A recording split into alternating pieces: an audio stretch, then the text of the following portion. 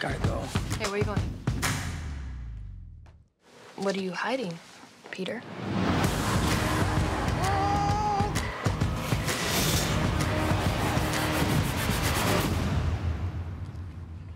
I'm just kidding, I don't care. Bye.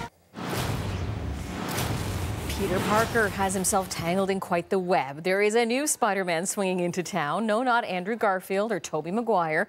Tom Holland there, suiting up for the first solo Spidey movie in, well, just 3 years. Is that too much too soon? We're bringing in our friendly neighborhood film reviewer for his take, Eli Glasner. So safe to say some fans might think 3 years is too tight a turnaround for a reboot.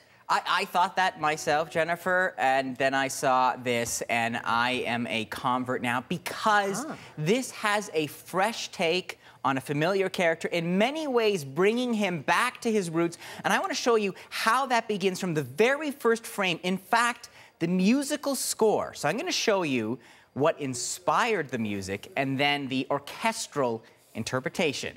Take a look.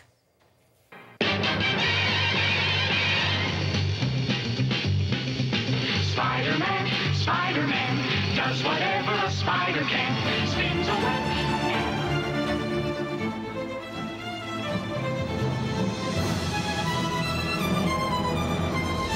There you go. That is Michael Giacchino's orchestral score, one of my favorite composers, playing, of course, the classic 1967 theme from the cartoon that we all knew, produced originally in Canada. The reason they use that music, the reason I'm pointing it out, is that it's about your friendly neighborhood Spider-Man. And this is what makes this Spidey different. It's that sense of scale. The Marvel universe that he now occupies is filled with galactic guardians and immortal gods, but Spidey is a kid named Peter Parker who lives in Queens and can tell you a great place to get a churro. So his best stuff isn't fighting bad guys, it's kind of just hanging out and helping old ladies cross the street. Now, speaking of bad guys, the new flick sets the tone off early with the introduction of Michael Keaton as Adrian Toomes. He's a construction foreman who was making money cleaning up the messes of the Avengers until Tony Stark took that business away from him. Now, that doesn't seem very fair. And what are they going to do with all that alien hardware? Let's take a look. Hey, Chief, we still have another load from yesterday. We're supposed to turn this in, right? I ain't hauling it. It's too bad. We could have made some pretty cool stuff from all that alien junk. I'll tell you what. Let's keep it. The world's changing. It's time we change too. That is Michael Keaton and his super-powered sneer. He doesn't need an infinity gauntlet or a cape. He just has that glare. He becomes a classic Spider villain. But again, it sets up this great dynamic of kind of the class system in the Marvel universe. You have your Tony Starks and your Doctor Stranges, and then there's just the rest of us trying to get to work and not stumble into an alien wormhole. Love that it's high school, too. Tell us about Tom Holland as Spidey. How does he do? He is the millennial of the Marvel universe. He plays Peter Parker with anxiety and excitement, and really he's the answer to what would a superhero of the selfie generation look like, feel like. I can actually show you the answer because in a hilarious segment, he begins the film with a vlog showing on his smartphone what it was like when he went to Europe to meet Captain America from the first time. This is a crossover from the last Captain America movie, but it really gives you a sense of what this kid is like. Take a look as Happy, Tony Stark's assistant, takes him on a private jet. Come on. I'm not carrying your bags. Let's go. Hey, should I go to the bathroom before? There's a bathroom on it. Whoa, no pilot. That's awesome. Is that where you're going to sit? Yeah. Is it your first time on a private plane? My first time on any plane. Should it be making that noise?